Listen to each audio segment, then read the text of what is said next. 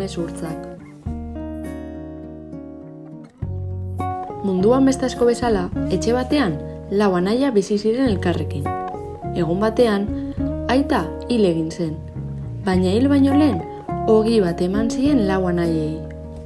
Aita hil zenean, ogia zatitu zuten anaien artean, eta sakabanatu egin ziren lan bila joateko. Bakoitzak bere bidea hartu zuen. Baina ez ziren betiko sakabanatu, handik 7 urtera berriz elkartzekotan gelditu ziren lau anaiak. Lehenengoak astronomo batekin topo egin zuen. Astronomoak lana emango ziola esan zion, eta berarekin gelditu zen.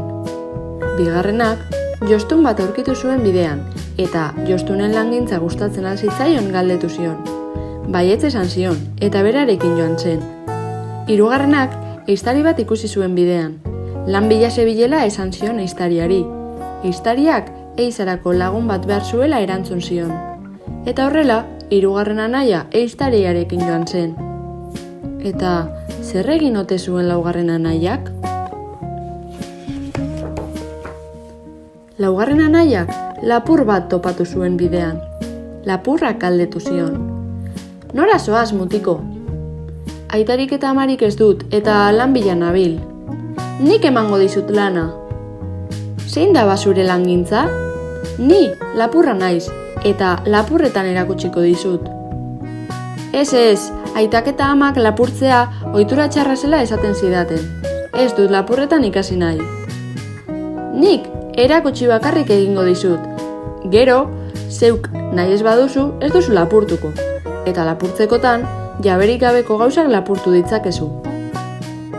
Eta mutikoa gizonarekin joan zen lapurretan ikastera.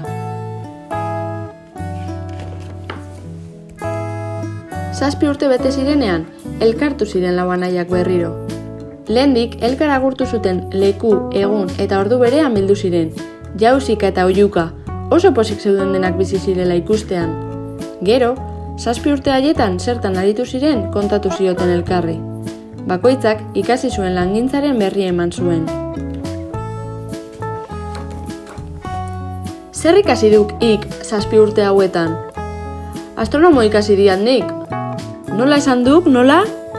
Astronomo, izarrak eta urrutiko gauzak ikusten ditik astronomoak. Hori ezinezkoa iruditzen zitzaien beste anaiei, eta ez zioten sinesten. Orduan, gure astronomoak, tresna luze bat erakutsi, eta esan zien. Ez alduzu sinesten? Begira tresna honi, nagusiak erregalatu zidan etxera etorri aurretik. Neuk nahi ditudan gauza guztiak ikusten ditiat hemendik begiratuz gero. Eta ik, zer egin duk? Galdetu zioten bigarren anaiari. Ni ere ez nau geldi egon 7 urte hauetan, erantzun zuen. Baina langintzaren bat ikasi alduk? Bai, josten ikasi diat. Munduko jostunik onenarekin aritu nauk lanean.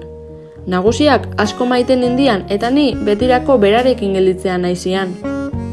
Eta hiri esaldik nagusiak eserreman? Bai, orratz bat eman zidak, baina ez duk beste orratzak bezalakoa. Edo zer gauza josten dik orratz honek. Egurra, harria eta burdina ere bai. Hirugarrenari galdetu zioten. Eta ik ere zerbait egin nuen ba? Ala jan eta alo besterik ez duk egin. Ez, ni ere ez nauk alferkerian egon. Ehiztari batekin topo egin nian bidean, eta berarekin iraganditiat 7 urteak. Lehoirik harrapatu alduzu, Bai, lehoiak eta era guztietako animaliak harrapatu ditiagu. Eta gurtzerakoan nagusiak eskopeta bat eman zidak. Baina eskopeta hau ez duk besteak bezalakoa. Apuntatutako guztia botatzen dik honek. Hiru anaiak, laugarrenari begira geldutu ziren. Hark zer ikasi zuen jakin nahi zuten, baina laugarrena isilik zegoen. Ez zuen hitzik egin nahi. Ik ez aldiguk ezer esan behar? Zer egin duk 7 urte hauetan? Guk hirurok zerbait ikasi diagu behintzat. Ik ez alduk ezer ikasi? Nik ere ikasi diat, baina ez duk esateko modukoa nik ikasitakoa. Aitak eta amak ez egiteko esaten zidaten gauza bat ikasi diat. nik zuek baino sorte txarragoa izan diat. Esan ezak, lasai, beldurrik gabe. Zergatik ez diguk esan behar. Laurok anaiak gaituk. Ez duzu ezin etxiko, baina lapurretan ikasi diat. Horixe erakutsi zidak nagusiak. Egun batean, astronomoa korrika sartu zen etxean. Beste 3 anaiei deitu eta esan zien. Baldakizu ezer gertatu den? Oraintxe jakin diat kalean. Erregearen alaba eraman omendik herensugeak. Eta erregeak esan omendik, bere alaba ekartzen duena, errege izango dela. Nik begiratu diat neure tresna miresgarritik eta basekiat nun dagoen. Joango algaituk Laurok, denon artean askatuko diagu. Zer iruditzen zaizue? Ondoren, astronomoaren beste anaiek hitz egin zuten. Lapurrak hitz egin zuen lehenengo.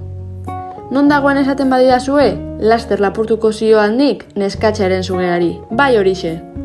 Ehiztariak gero, nik herensugea ikusten badiat, laster botako diat, ikusiko duzuen nik eskopeta luzatzen dudanean. Eta nik zer egin behar diat? Galdetu zuen Jostunak. Aspaldian ez gaituk elkarrekin ibili, eta atorri ere gurekin. Erantzun zioten. Eta horrela, prestatu ziren 4 anaiak erregearen alaba herensugearen atzaparretatik askatzeko. 4 anaiak erregearen gana joan ziren. Astronomoak hitz egin zuen erregearen aurrean. Badakigu zure alaba non dagoen, baina itsasoz joan behar du ura dagoen tokira. Itsasontzi bat behar dugu ara iristeko. Gero itsasontzi horretan bertan ekarriko dizugu alaba. Hori entzun zuenean, erregeak bere itsasontzirik onena 4 anaiei emateko agindu zuen. Sartu ziren 4 itsasontzian eta erregearen alaba askatzera joan ziren. Itsasoa urdin zegoen. 4 anaien ontzia aurrera zioan. Olatuek txip eta txop egiten zuten ontzia jotzean. Iritsi ziren herensugea zegoen inguruko itsasbazterrera. Astronomoak esan zion orduan lapurrari. Han zegok erregearen alaba, joan adi eta lapurtu ezak, gu hemen egongo gaitzuk, irezain, kontu zibili. Izilik joan zen lapurra herensugea zegoen tokira. Erregearen alaba herensugearen ondoan negarre zegoen. Lapurrak heldu zion erregearen alabari eta itsasontzira eraman zuen. Lapurra eta erregearen alaba itsasontzian sartu zirenean, orduantxe esnatu zen herensugea. Herensugeak erregearen alaba lapurtuko ziotela ikusi zuenean, marru beldurgarri bat egin zuen. Tximista baino ere azkarrago joan zen itsasontziaren ondora, baina han zegoen ehiztaria bere eskopeta miresgarria hartuta. Tiroz jo zuen eta zilipurdika batzuk egin ondoren, bertan gelditu zen hilda. Baina zilipurdika zebilela, herensugeak itsasontzia zulatu zuen. Itsasontzia urez betetzen ari zen, eta poliki beherak hasi joan. Erregearen alaba beldurturik negarrez hasi zen. Astronomoak esan zion Jostunari. Nonduk ire horratz miresgarri hori, edo zer gauza josten duela esan zuen lehenengoan, orain ikusiko diagu egia den ala ez. Jostunak atera zuen bere horratz luzea eta itsasontziaren zuloa josten hasi zen. Berria bezalaxe utzi zuen. Etzen uraren tantarik ere sartzen. 3 anaiek eta erregearen alabak txalo zaparrada luzea eskaini zioten Jostunari. Eta erregearen gana joan ziren alaba eramatera. Astronomoak esan zion erregeari. Nik aurkitu duzure alaba eta neu eskonduko naiz berarekin. Ez, niri tokatzen zait berarekin eskontzea, neuk lapurtu diot herensugeari eta, esan zuen lapurrak. Ehiztariak orduan, eta nik herensugea hil izan ez banu zer gertatuko zen orduan? Neu eskonduko naiz erregearen alabarekin. Eta nik itsasontziaren zuloa josi ez banu zer, denokitoko ginen bertan. Ni eskonduko naiz erregearen alabarekin, eta egunen batean errege izango naiz. Erregeak ez zekien zer egin, denek zeukaten arrazoi. Nor aukeratuko zuen bere alabarentzat? Pentsatzen egon ondoren, honela hitz egin zien erregeak lau anaiei. Laurok eskondu nahi duzuen nire alabarekin. Nik bat aukeratzen badut, beste denak haserre geldituko zarete. Hauxe da, nik pentsatu dudana. Nire alabarekin ez da inor eskonduko, baina diru pilo bat emango dizuet bakoitzari. Eta halaxe egin zuen erregeak. Diruz betetako poltsa bana eman zion bakoitzari. Lau anaiak, posposik joan ziren etxera.